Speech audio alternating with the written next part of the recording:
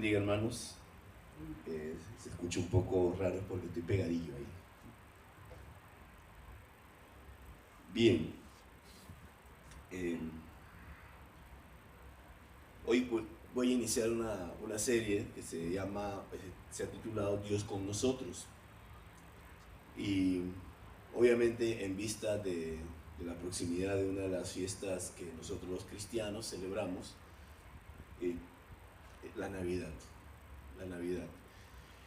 Algunos ya para estas fechas, normalmente, ¿verdad? Siempre, para esta fecha ya tienen, los que amamos la Navidad, pues nos alegramos, nos gozamos, la esperamos, nos gozamos con los chiquitos, pero no faltan los del espíritu del Grinch, ¿no?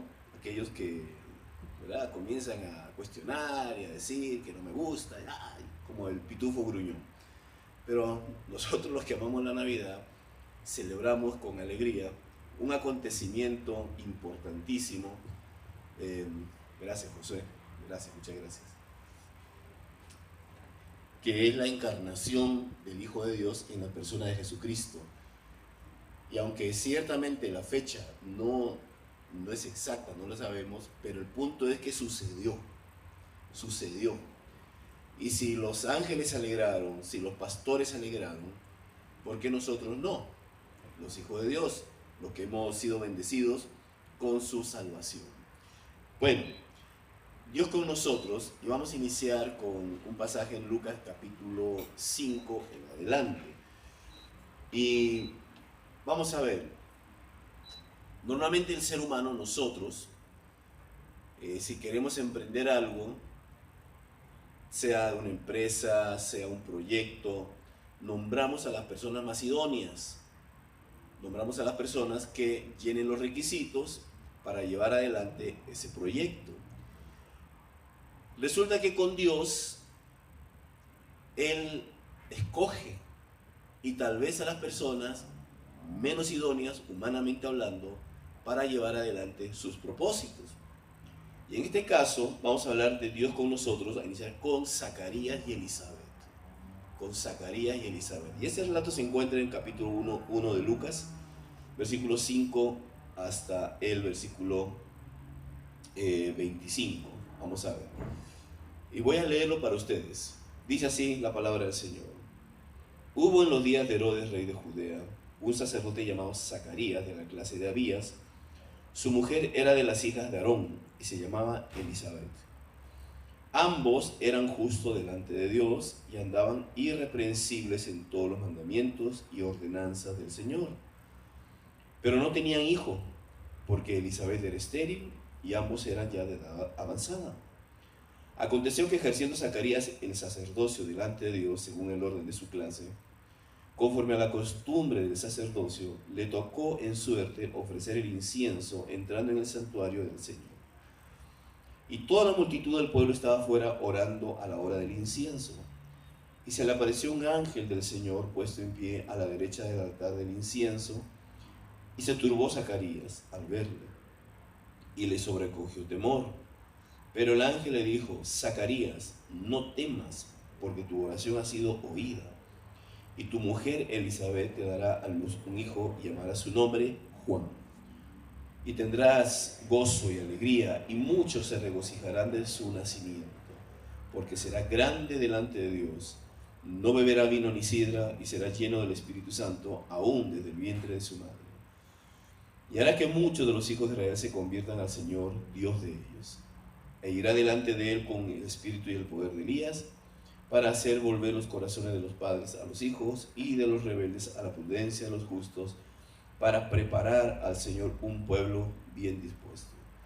Dijo Zacarías al ángel: ¿en qué conoceré esto? Porque yo soy viejo, y mi mujer es de edad avanzada. Respondiendo el ángel le dijo: yo soy Gabriel, que estoy delante de Dios, y he sido enviado a hablarte y darte estas buenas nuevas. Y ahora quedarás mudo y no podrás hablar hasta el día en que esto se haga, por cuanto no creíste mis palabras, las cuales se cumplirán a su tiempo. Y el pueblo estaba esperando a Zacarías y se extrañaba de que él se demorase en el santuario. Pero cuando salió no les podía hablar, y comprendieron que había visto visión en el santuario. Él les hablaba por señas y permaneció mudo. Y cumplidos los días de su ministerio se fue a su casa.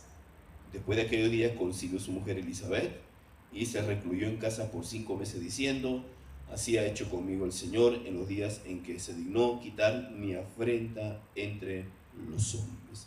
Padre Celestial, te doy gracias por este momento. Te pido, Señor, que nos hables a todos nosotros con esta historia, Señor.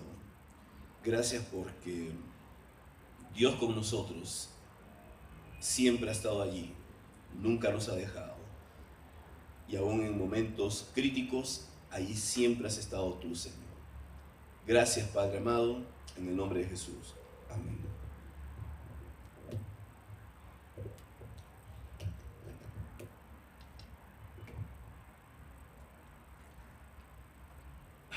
Gracias. Bien. En la primera parte, los versículos 5 al 7, de este pasaje se nos describen a los dos personajes, Elizabeth y Zacarías. Y nos da las características de ellos. Zacarías, sacerdote, miembro del grupo de Abías. Esto tiene su historia y no lo voy a contar ahora, cómo es que fueron seleccionados, porque eran muchos sacerdotes, entonces no todos podían ministrar al mismo tiempo, de tal manera que entonces habían grupos que por suerte les tocaba entrar a ofrecer incienso. Elizabeth, la esposa, era también de la descendiente directa de Aarón, o sea, era un privilegio. Estaba casado con una mujer también de la misma línea, del mismo clan, de la misma tribu. ¿Cuáles eran las características de ambos? Bueno, eran rectos e intachables delante de Dios, obedecían todos los mandamientos y preceptos del Señor. Pero había algo: no tenían hijos, y esto era una afrenta, porque en un contexto cultural, religioso de aquella época, la esterilidad provocaba marginación social. Por eso que dice que quitó su afrenta, después cuando ya le anuncia, cuando nace Juan, que Dios quitó la afrenta porque era algo terrible no tener hijos. Tal vez no ahora, pero en ese tiempo sí era socialmente mal visto, era una vergüenza para las mujeres el no poder tener hijos. Pero bueno, ahí está, esa era la característica de ellos. Dos personas sirviendo al Señor, dos personas, y no solamente en un tiempito, sino durante muchos años sirviendo al Señor, porque dice que ya era de edad avanzada. Esto es las características de ellos. Y aquí yo titulé esta primera parte: Dios en su soberanía usa personas inesperadas. Les decía ahora en la introducción que a veces nosotros, cuando queremos hacer algo, un proyecto, un emprendimiento, lo que sea, buscamos a las personas las mejores para llevar adelante ese emprendimiento. Dios no es así. Dios elige a quien Él quiere. Y elige a personas que, humanamente hablando, no tienen posibilidades de llevar adelante ese plan. ¿Se acuerdan ustedes Génesis 12 con Abraham? Sal de tu tierra y tu parentela, le dice Dios a Abraham. Abraham tenía 75 años cuando Dios lo llama. Sara, su mujer, 10 años menos, era estéril. ¿Y qué le promete Dios? Haré de ti una nación grande. Le promete tierra, le promete descendencia a una mujer, a una persona ya mayor, y ella era estéril. Y ya ustedes saben la historia, cómo con el correr del tiempo, a los 100 años, se cumple la promesa que Dios le había hecho a Abraham, y 90 años Sara. Imagínense, hermanos. Hermanas, tienen oportunidades todavía para procrear, digo yo. Sara, 90 años. No nos dice cuánto tenía Elizabeth, pero dice, de edad avanzada. Qué vacilón, porque él dice, ya soy viejo, pero no le dice a ella vieja, le dice de edad avanzada. Un eufemismo, ¿no? Qué tremendo. Pero bueno, ahí está. Con Isaac pasa lo mismo.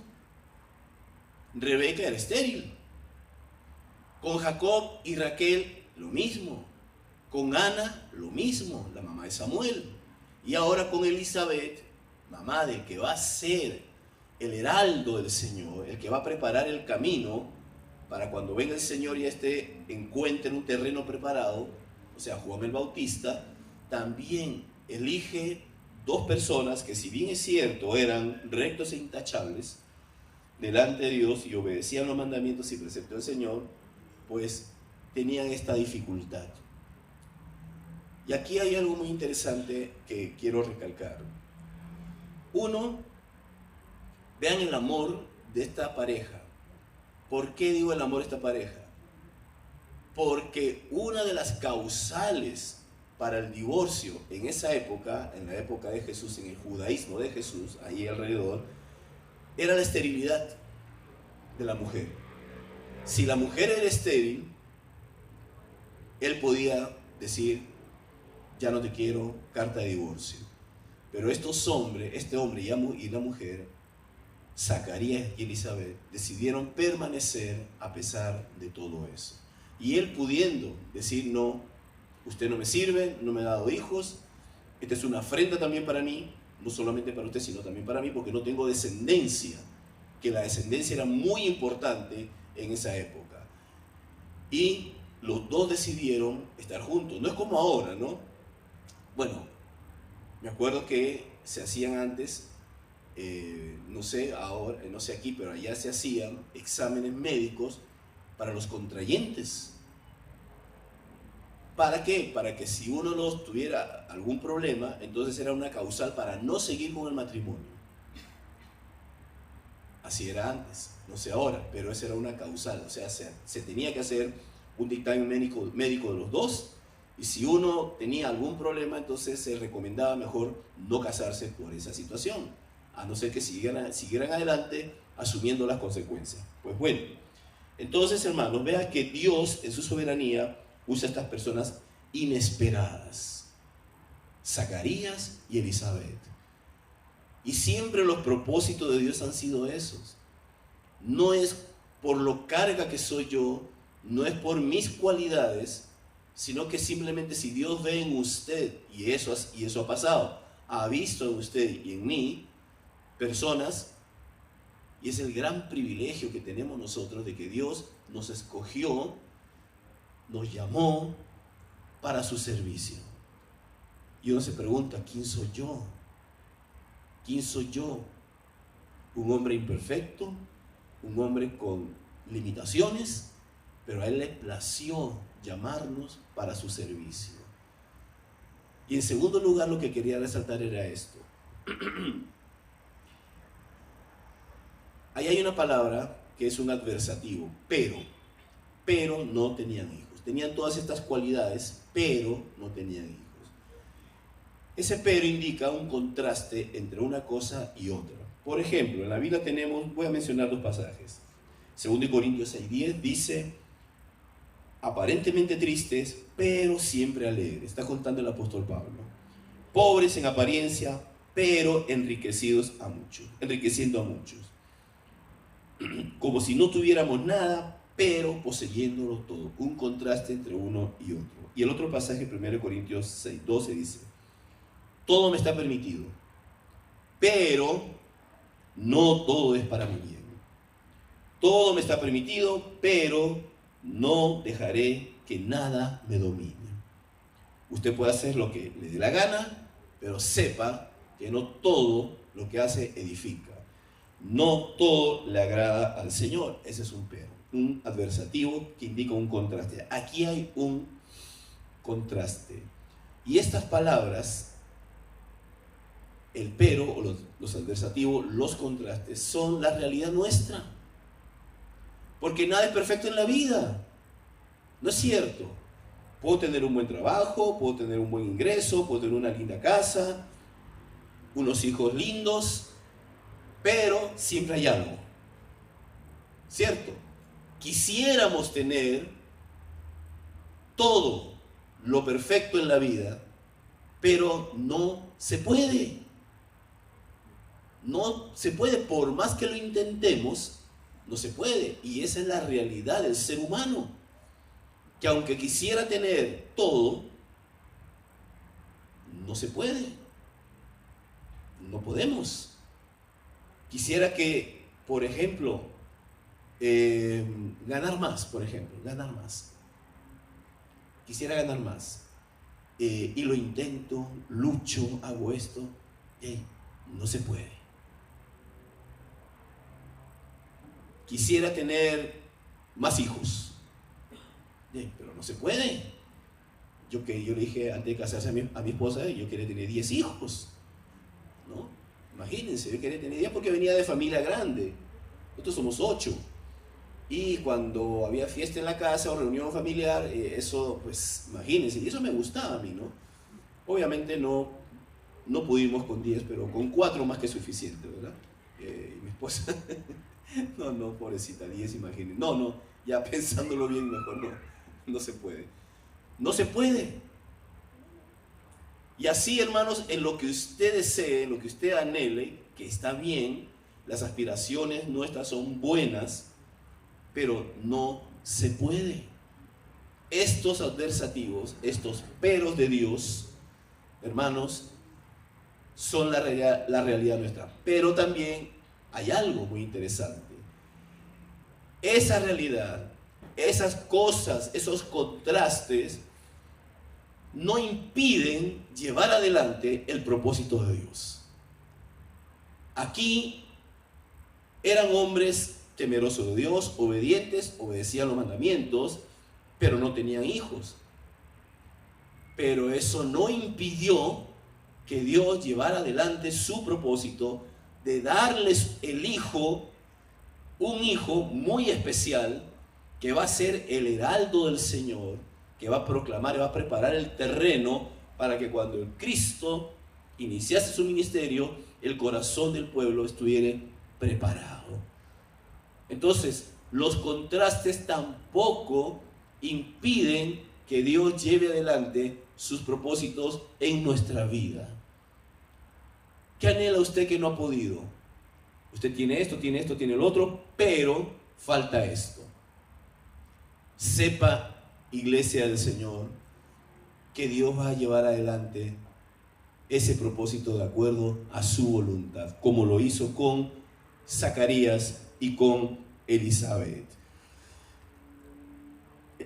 Luego, de los versículos 8 al 20, que es un poco más extenso, nos narra los pormenores de ese encuentro que tuvo el ángel Gabriel con Zacarías y las consecuencias de ese encuentro, teniendo la multitud que estaba fuera en el santuario a la hora que estaban orando, que tenían que orar, al principio y al final. Al principio y al final de ese encuentro. Y el pueblo estaba pues a la expectativa, no de que algo iba a ocurrir, sino a la expectativa de que ¿qué estaba pasando? Bueno, todo era como rutinario. Entraba el sacerdote, ya estaba calculado cuánto demoraba y salía a la hora más o menos, al tiempo que ellos calculaban, ya cumplió lo que tenía que hacer adentro. Pero este pueblo se dio cuenta de que algo había pasado. Pero vamos al texto, ¿no?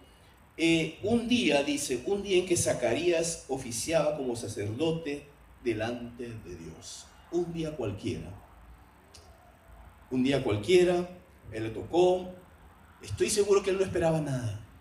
Él lo que anhelaba era cumplir su tarea, su labor, entrar, ofrecer las oraciones, el incienso y salir. Él jamás imaginó lo que iba a encontrar ahí adentro. ¿Qué pasó? Bueno, dice el texto que un ángel del Señor, versículo 11, se le presenta puesto en pie a la derecha del altar del incienso. Ahí está. Ante esa presencia de Dios, se asusta. Y es típico en el Antiguo Testamento que cuando hay una manifestación de este tipo, obviamente hay temor de Dios. Hay un temor, como en el caso de Isaías, como en el caso de Ezequiel, como en el caso de Moisés, como en el caso de Juan en Apocalipsis, cuando ve la visión que Dios le muestra de la gloria del Señor Jesucristo en su máximo esplendor, y él dice que cae a tierra, ¿no? Y es un ángel el que tiene que levantarlo, poner su mano sobre su hombro, levantarle y decir: no temas. Ante esa presencia de Dios, pues tan manifiesta, tan palpable, obviamente, hermanos, cualquiera se asusta. Máxime si durante siglos no ha pasado nada. Recordemos que aquí más o menos 400 años no ha pasado nada. Y pasa algo en ese día. Bueno, ahora bien, ¿qué me enseña esto a mí? Esta parte del relato, del 8 al 11. Son los famosos de repentes de Dios. Los famosos de repentes de Dios. Que usted está haciendo algo normalmente, cotidianamente. Por ejemplo, nosotros venimos sábado a la iglesia y venimos, escuchamos la palabra, venimos para compartir con ustedes, con todos nosotros, a adorar juntos. Pero ¿qué tal si a Dios le place un día de esos, no programado, algo inesperado, donde Dios quiera manifestarse con cada uno de nosotros? Sería algo glorioso. Esos son los de repente de Dios. Cuando tenía 13 años, hasta ahora me acuerdo la fecha, domingo 6 de agosto de 1976. Un predicador llega, comienza a predicar, dirigido a la niñez, a la adolescencia. Y ese día, cualquier cantidad de chiquillos pasamos al frente y, bueno, aceptamos al Señor, y el Señor nos llenó con su presencia. Fue algo glorioso, hasta ahora me acuerdo, tanto así que marcó nuestra vida, que al día siguiente, el lunes, la iglesia, obviamente, hermanos, salíamos de la escuela o del colegio y queríamos ir a la iglesia. Lunes, martes, miércoles, la iglesia estaba cerrada, no sé cómo hacíamos, pero siempre entrábamos. Chiquillos de 12, 13 años. Marcó nuestra vida. A orar, a buscar de Dios, fue algo que nos impactó. Eso fue un de repente de Dios. Nadie programó, nadie dijo campaña para niños, van a recibir al Señor, 6 de agosto de 1976, a las 11 de la mañana en el culto de escuela dominical, vengan, traigan a sus chiquitos para imponerle manos y van a recibir el Espíritu Santo. No. Fue un de repente de Dios. Y esas cosas también suceden. Por eso, hermanos, paréntesis aquí, aunque yo vengo de contexto, ¿verdad?, de pentecostal, en donde creemos en las intervenciones de Dios, creemos que Dios puede hacer milagros, creemos que Dios puede hacer maravillas, y lo ha hecho y lo hemos visto. Pero si hay algo que me choca mucho es cuando comienzan a anunciar: traigan sus enfermos, campaña, hoy va el Señor, va a hacer un milagro. ¿Quién asegura eso? ¿Quién asegura? A la gente. Uno cuando iba en ese tiempo, ¿no?, joven, uno iba y le decía a todos los del barrio, para ir a la iglesia: mire, lleve su enfermo, el Señor lo va a sanar. Claro, uno de ahí pensaba eso. Y después iban los enfermos con silla de ruedas, con muletas, y salían igual. ¡Qué decepción! Entonces, más bien, eso le hace mucho daño a la iglesia del Señor, porque nosotros, hermanos, si bien es cierto, creemos que Dios tiene poder para obrar un milagro, tiene poder para levantar a alguien, hermanos, pero todo está dentro de la soberanía de Dios. Él es el quien decide cuándo y cómo, y no cuando yo lo digo. Y hoy, peor todavía, se manipula a través de los medios de comunicación, de ciertos medios de comunicación, en donde le dicen a usted: pacte con Dios, traiga su ofrenda y su matrimonio se va a restaurar. Ese hijo que está perdido, venga, pacte con Dios, siembre y va a ver que su hijo va a regresar. ¿Quién dice eso? ¿Cómo le dicen Espíritu Santo a ellos? ¿No? No. Todo está dentro del ámbito de la soberanía de Dios. Aquí Dios se manifiesta en momentos inesperados. Zacarías, como era su costumbre, entró. El pueblo también, como era su costumbre, esperaba afuera en la oración. Pero notaron algo. Notaron que Zacarías se demoraba. Y dice que ellos se dieron cuenta de que algo había pasado. ¿Por qué? Porque no se demoraban tanto. La rutina era esa. Entraba, ofrecía el incienso y salía. Eso era todo. Y la gente orando. Pero aquí ellos se dieron cuenta de que Dios algo había hecho. ¿Y por qué fue notorio esto? Porque por 4 siglos no había pasado nada. Por 4 siglos el pueblo hacía esto normalmente. Iba, ofrecía incienso, iba al culto, oraba, hacía toda la liturgia, regresaba. Pero llegó un momento inesperado en donde Dios interviene y otra vez comienza a hablar al pueblo, comienza a manifestarse para llevar adelante su propósito. ¿Se acuerdan ustedes con Moisés? Éxodo capítulo 3. En Éxodo capítulo 3 vemos a un Moisés, pastor de ovejas, 80 años de edad, con su vida ya decidida. De ahí sí, ya ahora sí, ¿qué me queda? 80 años, trabajar, criar a los chiquitos, llevar a la casa para que la doña me prepare comidita, para el día siguiente volver otra vez a la rutina de criar ovejas, pastorear ovejas, y ya, con 80 años. Y dice que un día cualquiera, él estaba pastando ahí las ovejas, de repente vio una visión. La visión, ¿cuál fue la visión? Una zarza que se estaba quemando, pero que no se consumía. Lo milagroso no fue que se quemaba la zarza, sino lo milagroso fue que la zarza no se consumía. Ya tenía rato de estar allí y no se consumía. Como cuando usted quema el árbol de Navidad, ya después, al final, después que pasó todo, lo quema en 2 segundos, se va al ciprés, ¿verdad? Rapidísimo. Pero esa zarza, ese arbusto, seguía ardiendo y ardiendo y ardiendo y ardiendo. Dijo: no, esto está raro, voy para allá a ver qué es. Y en ese día inesperado, donde no hubo un culto de avivamiento, donde nadie dijo nada, simplemente Dios decidió, en un de repente de Dios, de una manera inesperada, manifestarse a Moisés para llevar adelante un propósito: liberar a su pueblo de las manos del faraón. Entonces, hermanos, en Hechos 22, 6 al 9, también Pablo, narrando su conversión, dice lo siguiente: pero aconteció que yendo yo, al llegar cerca de Damasco, como a mediodía, de repente me rodeó mucha luz del cielo y caí al suelo. Y los que estaban conmigo vieron a la verdad la luz y se espantaron, pero no entendieron la voz del que hablaba conmigo. Pablo, Saulo de Tarso, iba persiguiendo a los creyentes, a los cristianos.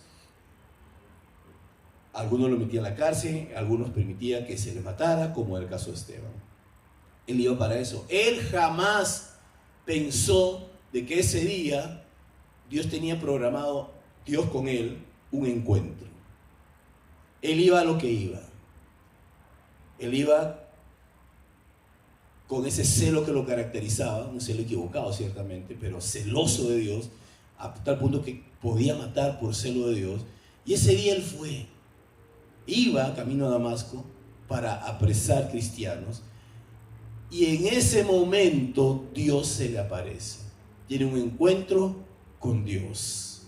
Saulo, Saulo, ¿por qué me persigues? ¿Quién eres, Señor? Yo soy Jesús, a quien tú persigues. Y a partir de ahí, hermanos, bueno, ya ustedes saben la historia. Una aplicación rápida para esto. Dios tiene de repentes en tu vida y en mi vida, en tu hogar, en tu descendencia y en tu ministerio.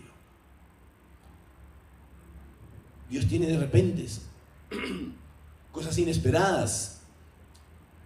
Tal vez usted por años le ha venido pidiendo algo al Señor, sea por su vida, sea por sus hijos, sea por un trabajo, una empresa, un emprendimiento, o sea por su ministerio.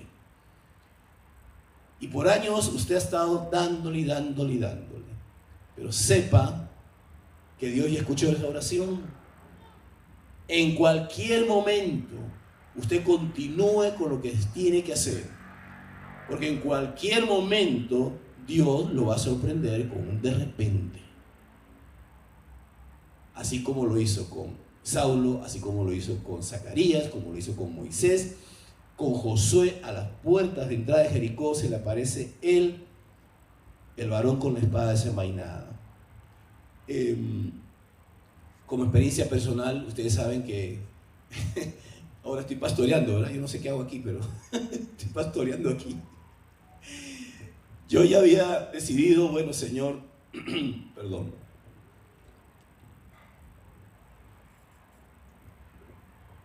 Yo ya había decidido, bueno, Señor, si tú quieres que termine mis días aquí, está bien. Ya yo no voy a hacer nada más. Voy a hacer lo que estoy haciendo, voy a enseñar, voy a predicar si me invitan. Ya, así. De repente pasó algo. De repente pasó algo. De tal manera que un día tuvo que venir y decirle a Andrés, fue tan rápido el asunto. Andrés, fue sábado. Andrés, me nombraron pastor en tal lugar. Fue algo así. Fue. Y yo, con mi esposa hablamos y digo, pero es que esto fue así algo tan de repente. Y digo, Señor, bueno, aquí estoy, está bien, pero ¿por qué no un proceso más larguillo, no? ¿Por qué me sorprendiste así tan rápido? Y por eso fue que la noticia la tuve que dar de un día para otro, porque sábado aquí me estaban despidiendo y ya el domingo ya estaba asumiendo como pastor. Pero vean, hermanos, paréntesis, ustedes me hacen falta. Por eso es que estamos aquí, por eso es que estamos allá y venimos después con mis hijas, porque me hace falta por la amistad, por la relación que hemos creado, cultivado a través de los años, y no va a ser fácil. De vez en cuando pues me van a tener aquí dando lata, ¿verdad? Y también colaborando con la prédica. Dios va a hacer grandes cosas. Él tiene un de repente para tu vida, para ayudarte, para levantarte, para bendecirte. Tal vez hay un lamento en tu vida. Bueno, Él lo va a cambiar. No dice el salmista, tú has cambiado mi lamento en baile. Esa canción también. Esos de repente están en los tiempos de Dios y no en los nuestros. ¿Qué hacer? Simplemente, como Zacarías y Elizabeth, ser fieles. Ser fieles en el servicio, en nuestro testimonio, con la palabra de Dios. No dudemos, solamente creamos en Dios y en su poder para ayudarnos y bendecirnos. Eclesiastés aquí 3:1 dice, todo tiene su tiempo y todo lo que se quiere debajo del cielo tiene su hora. Llegará ese de repente para tu vida. Y en tercer lugar y por último, Dios sigue adelante con sus propósitos a pesar de las debilidades e incredulidad del ser humano. ¿Qué pasó en los versículos 12 al 21? Bueno, ya ustedes saben la historia. El ángel se le presenta y le dice, Zacarías, tu oración ha sido contestada. Vas a tener un hijo, ¿no? El versículo 12 dice así, 13, pero el ángel le dijo, Zacarías, no temas porque tu oración ha sido oída y tu mujer Elizabeth te dará a luz un hijo y llamarás tu nombre Juan. ¿Cuántos años habían esperado? No sabemos. Lo que pasa así es que el judío se casaba muy joven. y ya desde el primer día o los primeros meses se sabía si era estéril o no, pero decidieron continuar hasta ya ancianos, y a esa edad Dios decide darles un hijo. Bueno, ¿cuál fue la reacción de Zacarías? Bueno, temor, susto, pero también incredulidad, porque le dice: ¿en qué conoceré esto? Porque yo soy viejo y mi mujer de edad avanzada, ¿eh? No le dice vieja, le dice de edad avanzada. Bueno, muy considerado el hombre con la esposita. Dudó, hubo incredulidad en Zacarías. Pero no solamente Zacarías, vamos a ver, a veces pensamos que los hombres de Dios fueron personas perfectas, que no cometieron errores. Y si uno lee Hebreos 11, los héroes de la fe, se va a dar cuenta que ahí están hombres y mujeres, hombres, sí, hombres que Dios usó y que no eran perfectos. Tenemos, por ejemplo, un Sansón metido ahí dentro de los héroes de la fe. Tenemos a un Jefté también, que él se juntaba con bandidos y Dios lo elige de allí para llevar liberación a su pueblo en la época de los jueces. Tenemos a Abraham, el padre de la fe, que 2 veces le dijo a su esposita: mira Sara, si dicen que tú eres mi esposa, di que no, porque a mí me va a ir feo. 2 veces lo hizo. Isaac también lo hizo con Rebeca. Pero tenemos a Jacob también. ¿Quién fue Jacob, hermanos? Y no estoy haciendo una apología de la mentira o una apología de las cosas malas, no, sino Jacob era un mentiroso, un timador, engañó a su tata, ciego, ya viejillo, ¿no? Lo engañó a su hermano, huyó. Ese era Jacob, y lo elige Dios a él como la persona por la cual iba a seguir el linaje, la promesa de Dios, y lo elige él y no Esaú. Bueno, pensemos en Moisés. Moisés no quiso. Cuando Dios lo llama en Éxodo 3, él no quiso. Vean las excusas que puso Moisés, 4 excusas en el capítulo 4 del Éxodo. Tenemos al mismo pueblo de Israel, incrédulo, cada nada, cuando sale de Egipto, cada nada querían volver a Egipto. Al primer problema, querían volver a Egipto. Pensemos en David. ¿Quién fue David? Bueno, hermanos, conforme al corazón de Dios, claro. De hecho, ese es el lema de este seminario: formando hombres conforme al corazón de Dios. Pero ¿qué significaba en David conforme al corazón de Dios? Ya ustedes saben lo que hizo. Y así, los discípulos del Señor también. Ellos no entendieron, a pesar que vieron al Señor Jesucristo resucitado, todavía no les caía la peseta, porque en Hechos capítulo 1 todavía siguen preguntando acerca de cuándo va a ser, cuándo vas a restaurar el reino. Ellos caen en cuenta después de la venida del Espíritu Santo. Ahí entienden todas las cosas. Hermanos, a pesar de esas debilidades, de nuestras incredulidades, de nuestros fracasos, de nuestros yerros, de nuestras limitaciones, Dios va a seguir adelante con su propósito. Porque vea lo que le dice el ángel a Zacarías: yo soy Gabriel, que estoy delante de Dios y he sido enviado a hablarte y darte estas buenas nuevas. Y ahora quedarás mudo y no podrás hablar hasta el día en que esto se haga o se cumpla, por cuanto no creíste en mis palabras, las cuales se cumplirán a su tiempo. En este caso, la incredulidad no impide que el propósito de Dios siga adelante. Él lo va a llevar adelante. Hay un dicho popular que dice: Dios escribe recto en renglones torcidos. Esos renglones torcidos somos nosotros, y Dios, a pesar de eso, hermanos, escribe recto sobre nosotros. Porque ¿qué somos nosotros? Sí, hemos sido justificados, regenerados, santificados, salvados, liberados por la obra de Cristo, no por nuestra obra, sino por la obra de Cristo en la cruz del Calvario.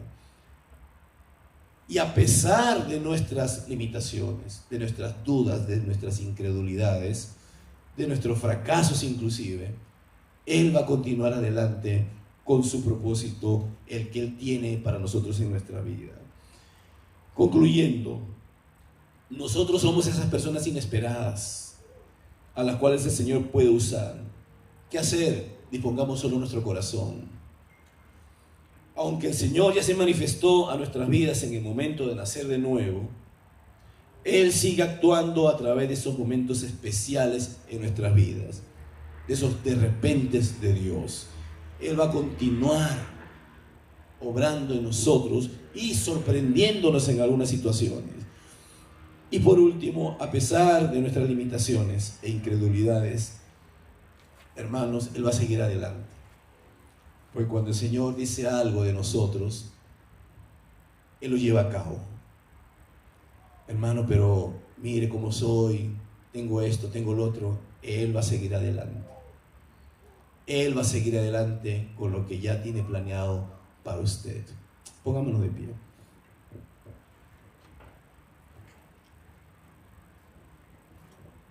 Zacarías y Elizabeth, Dios con nosotros, Dios con ellos, ahí estuvo presente. Iban a ser los instrumentos, y tal vez humanamente hablando, no adecuados para nosotros, pero para Dios sí. Y así, nosotros igual somos esos instrumentos que Dios va a usar, que va a llevar adelante sus propósitos, independientemente de nosotros. Padre amado, gracias. Gracias, Señor, por esta congregación que tú has levantado y que tienes propósitos para ellos, Señor. A pesar de los yerros, a pesar de las equivocaciones, a pesar de lo que muchos de nosotros, Señor, podamos ser, tú vas a llevar adelante el propósito por el cual permitiste que esta congregación se levantara. Y gracias, Señor, por ello. Gracias por Andrés, por Caro, que han sido valientes en llevar adelante una obra, Señor. Tan jóvenes y con muchas decepciones tal vez, pero con muchas alegrías también. Y vas a cumplir, creo yo, Señor, como dice tu palabra, ese propósito por el cual lo levantaste a ellos. Y también con cada uno de nosotros, de los que estamos en este lugar. A pesar de lo que nosotros podamos hacer o ser, tú vas a llevar adelante, Señor, ese propósito en nuestra vida, en la vida de la iglesia, en la vida de cada una de las familias aquí representadas. Gracias, Señor, porque no depende de nosotros, sino depende de ti. Depende de ti, Señor, Dios con nosotros, Emmanuel, Dios con nosotros. Gracias, Señor, por esa gran noticia, esa buena noticia. Cristo, el Hijo de Dios, se hizo hombre y habitó entre nosotros, y vimos su gloria como la del unigénito del Padre.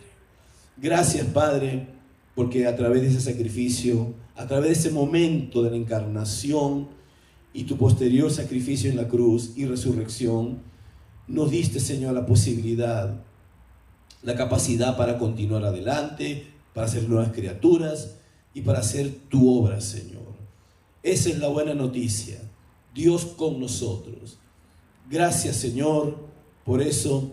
Gracias, Padre. Te pido que bendigas a cada hermano, a cada familia, a cada matrimonio.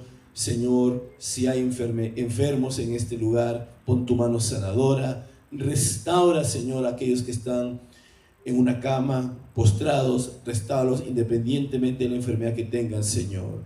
Provee, Padre, para las necesidades de cada uno de mis hermanos. Provee, Señor, para cualquier necesidad espiritual que haya también. Señor, haz milagros en la vida nuestras, en la vida de toda la familia de esta congregación. Y una vez más te pido tu bendición por los pastores Andrés y Caro, Señor, para que tú los sigas bendiciendo y respaldando como hasta ahora lo has hecho. Gracias en el nombre de Jesús. Amén y amén. Que el Señor me los bendiga, amados hermanos.